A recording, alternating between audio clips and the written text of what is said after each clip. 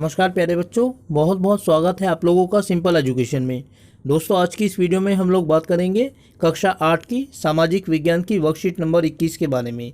यह वर्कशीट 1 अक्टूबर 2021 की है और इतिहास की पाठ्य पुस्तक के 5वें अध्याय जब जनता बगावत करती है जनता की नज़र से नामक अध्याय से ली गई है। तो सबसे पहले हम देखेंगे कि इस वर्कशीट में हमें क्या जानकारी दी गई है और उसके बाद जो सवाल इस वर्कशीट में दिए गए हैं एक एक करके हम उन सवालों का जवाब जानेंगे।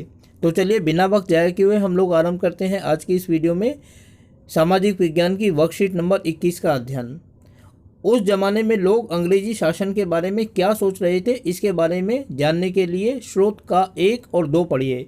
स्रोत 1, 84 नियमों की सूची। यह महाराष्ट्र के एक गांव में रहने वाले ब्राह्मण विष्णु भट्ट गोडसे द्वारा रचित पुस्तक मांझा प्रवास के कुछ अंश दिए गए हैं। विष्णु भट्ट और उनके चाचा मद्रास में आयोजित किए जा रहे एक यज्ञ में भाग लेने के लिए निकले थे। विष्णु भट्ट लिखते हैं कि रास्ते में उनकी मुलाकात कुछ सिपाहियों से हुई जिन्होंने उन्हें सलाह दी कि वे वापस लौट जाएं क्योंकि 3 दिन के भीतर चारों तरफ कोहरा मच जाएगा। सिपाहियों ने जो कहा वह इस प्रकार था, अंग्रेज सरकार हिंदुओं और मुसलमानों के धर्म को नष्ट करने पर आमादा है। उन्होंने 84 नियमों की एक सूची बनाई है और कलकत्ता में सारे राजाओं और राजकुमारों की मौजूदगी में उसका ऐलान कर दिया है। उन्होंने यानी सिपाहियों ने बताया कि राजा इन नियमों को मानने के लिए तैयार नहीं है। उन्होंने अंग्रेजों को घातक परिणामों की चेतावनी दी है।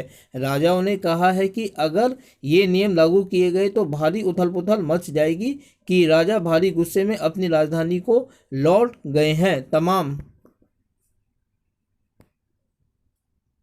बड़े लोग योजनाएं बना रहे हैं। धर्म युद्ध के लिए तारीख तय कर ली गई है और मेरठ छावनी से एक गुप्त योजना तैयार करके विभिन्न छावनियों में भेज दी गई है। दोस्तों, 2 लोगों को बातचीत करते हुए आप देख सकते हैं जिसमें विष्णु भट्ट को सिपाही द्वारा समझाया जा रहा है और दूसरा स्रोत है, जल्दी ही हर टुकड़ी में उत्तेजना छा गई।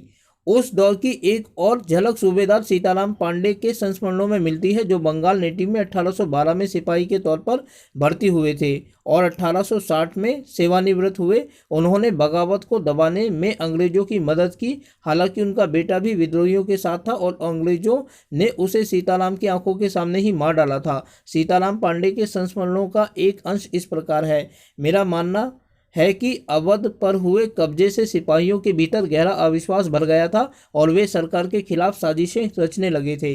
अवध के नवाब और दिल्ली बादशाह के नुमाइंदों को सेना की नब्ज जानने के लिए पूरे भारत में भेज दिया गया। उन्होंने सिपाहियों की भावनाओं को और हवा दी। उन्होंने सिपाहियों को बताया कि विद्रोहियों ने बादशाह के साथ कितना बड़ा धोखा किया है। उन्होंने 1000 झूठ गढ़ डाले और सिपाहियों को अपने मालिकों राजाओं के खिलाफ बगावत करने के लिए उकसाया ताकि दिल्ली में बादशाह को दोबारा गद्दी पर बैठाया जा सके।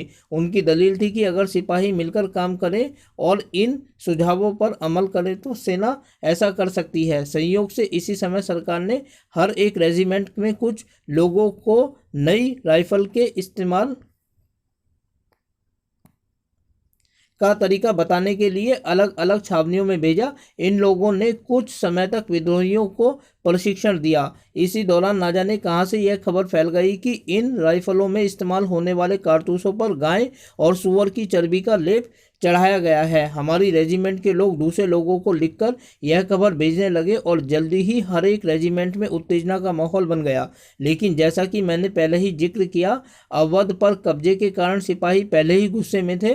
स्वार्थी लोगों ने फौरन यह कहानी गढ़ दी कि अंग्रेज तो सबको ईसाई बनाना चाहते हैं, इसीलिए उन्होंने ऐसे कारतूस तैयार किए हैं ताकि उन्हें इस्तेमाल करने से मुसलमान और हिंदू दोनों ही भ्रष्ट हो जाएं। तो दोस्तों, ये वर्कशीट थी। अब इस वर्कशीट में जो सवाल दिए गए हैं हम उन सवालों की ओर रुख करते हैं। पहला सवाल है कि मांझा प्रवास के अनुसार सिपाहियों ने विष्णु भट्ट तथा उनके चाचा को क्यों लौट जाने को कहा, और इसके जवाब को हम इस तरीके से लिख सकते हैं, क्योंकि शीघ्र ही अंग्रेजों के खिलाफ एक विद्रोह भड़कने वाला था, इसीलिए विष्णु भट्ट और उनके चाचा को अंग्रेजी सिपाहियों के द्वारा लौट जाने के लिए कहा गया। दूसरा सवाल है कि सीताराम पांडे कौन थे और हम उनके संस्मरण से क्या जान सकते हैं। इसके जवाब को हम इस तरीके से लिख सकते हैं कि सीताराम पांडे एक भारतीय थे जो अंग्रेजों के अधीन सेना में काम कर चुके थे। उनके संस्मरण से हमें अवध में अंग्रेजों के खिलाफ विद्रोह के बारे में पता चलता है। तीसरा सवाल है कि अंग्रेजी फौज के भारतीय सिपाहियों में अंग्रेजी सरकार के खिलाफ अविश्वास क्यों बढ़ गया था। और इसके जवाब को हम इस तरीके से लिख सकते हैं कि अवध को अंग्रेजी साम्राज्य में मिलाने तथा गाय एवं सुअर की चर्बी वाले कारतूसों के कारण भारतीय सिपाहियों में अंग्रेजी सरकार के खिलाफ अविश्वास भर गया था।